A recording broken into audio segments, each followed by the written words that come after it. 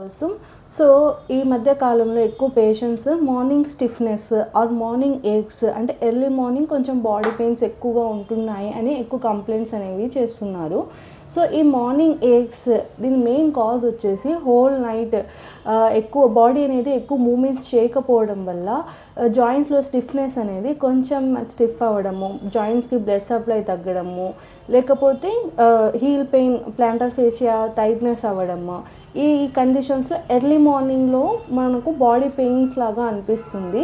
So ఇలాంటి సిచ్యువేషన్స్లో ఇలాగ మీకు కూడా అనిపిస్తే మీరు ఎర్లీ మార్నింగ్ సింపుల్ స్ట్రెచెస్ చేసుకోవాలి. హోల్ బాడీ స్ట్రెచెస్ అంటే సింపుల్ వార్మప్స్, వ్రిస్ట్ రొటేషన్స్ కానీ, షోల్డర్ రొటేషన్స్ కానీ, సైడ్ బెండింగ్స్, ఇలాంటి సింపుల్ వార్మప్స్ చేసుకుంటూ సింపుల్ స్ట్రెచెస్ చేసుకోవాలా.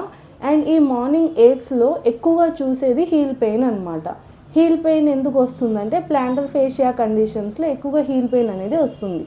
ఈ ప్లాంటర్ ఫేషియా అనేది హోల్ నైట్ మూమెంట్ అనేది లేకపోవడం వల్ల స్టిఫ్నెస్ అయ్యి ఎర్లీ మార్నింగ్ నడవాలంటే కూడా చాలా ఇబ్బందిగా అనిపిస్తుంది. సో ఇలాంటి కండిషన్స్లో సింపుల్గా లేచిన తర్వాత హీల్ మూమెంట్స్ చేయాలా.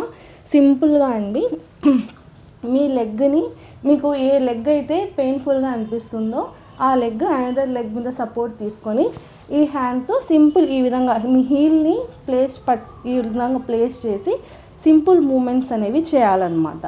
సర్కిల్స్, రొటేషన్స్ లాగా చేయడము, clock wise, anti clock wise.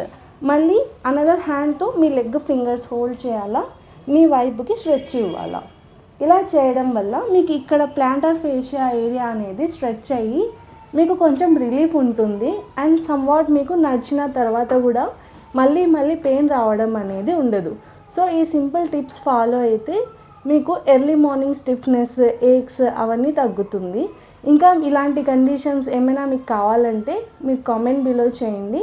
Further ఆ కండిషన్స్ గురించి మేము వీడియోస్ చేస్తాము. Thank you. Follow for more updates.